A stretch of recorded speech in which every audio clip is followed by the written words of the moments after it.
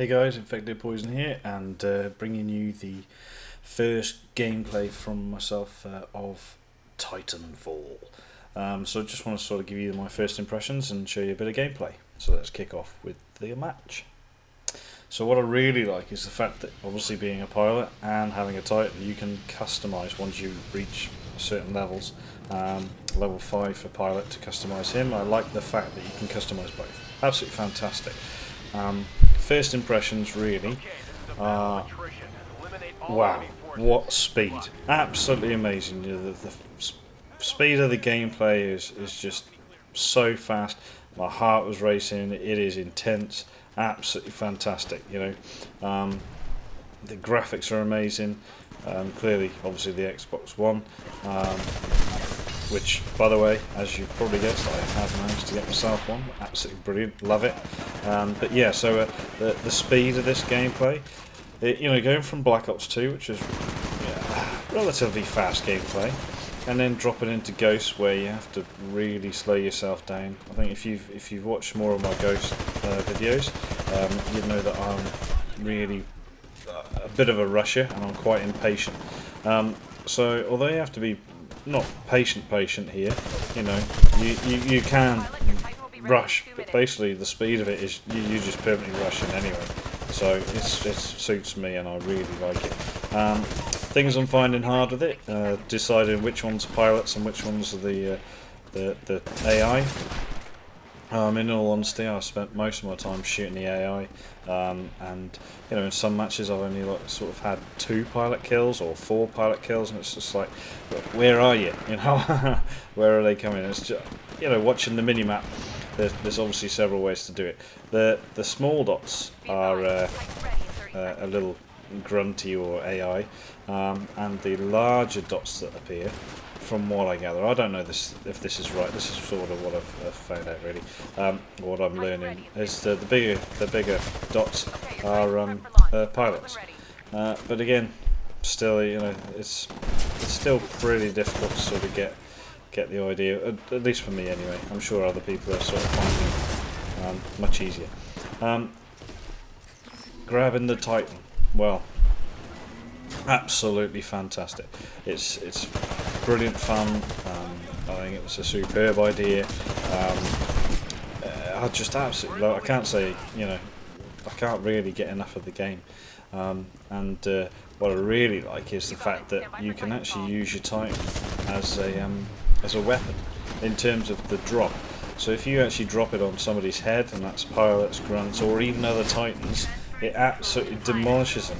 So if you get them into a position where they can't get out of, and they're stuck, or there's a big ton of them running at you, just place it when it's obviously Titan ready. Just drop it on top of them. Absolutely brilliant. I think obviously the Titan's being a little bit slower. You can't jump. You do have to work around the levels, or around the map really. And again, the map's absolutely superb. I'm sure you can learn them, and I'm sure obviously you get used to them once you've been playing the maps. I don't know yet how many there is in total. To be honest, could Google it. Can't be bothered. You guys can do that if you're really that bothered. But I'm sure you get used to them, because I've played sitting here in the game mode in the classic side. I've been hitting a couple of the maps a couple of times really, so I'm sure you'll get used to them and know all the little nooks and crannies as ever. But at the moment, it's finding your way. These maps are relatively huge, which is why I'm wondering about the AI themselves. There's a lot of AI and only 6 players per team, which is a lot of play. Not many players, in certainly the size of the maps, and that was one of the big things people were moaning about on Ghosts, is that the maps were far too big for the size of the game, for the number of people in there, which is why they said, for the for the Xbox One, it's all going to be, more teams, ground wars come back, and fair enough, but I'm wondering whether they're sort of just letting people drop in, see how many, what sort of take up they have on this game, whether they actually allow bigger lobbies, I don't know. You know, I don't know the ins and outs of the game. All I know is at the moment, absolutely loving it. You know, it's really, really good. It's a nice, refreshing change.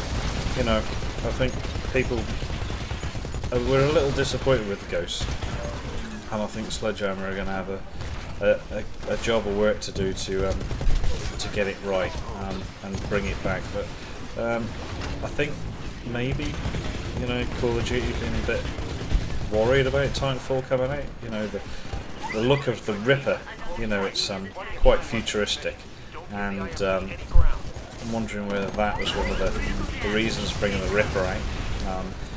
I believe that some more maps are coming out for Ghost soon, so potentially that could be quite good.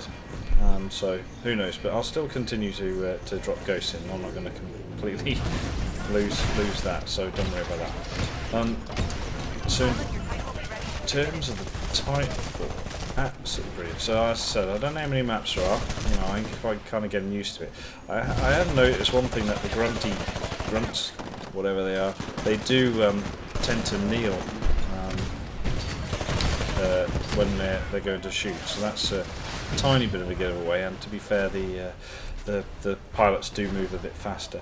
One thing is you can jump on the back of those the Titans, and it does a little bit of auto play, and you're able to pull part of the top off and actually basically shoot it and blow it up, which is pretty cool. I've done that a few times.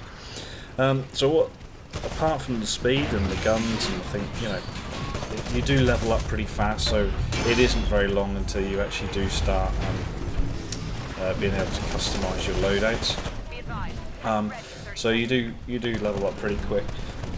When you first jump in the game, obviously it is different, and I've had a few game ghosts after it and found myself stupidly trying to do some parkour and actually trying to double jump to get over certain objects, which is just completely insane. I did die a few times trying to get used to that game again.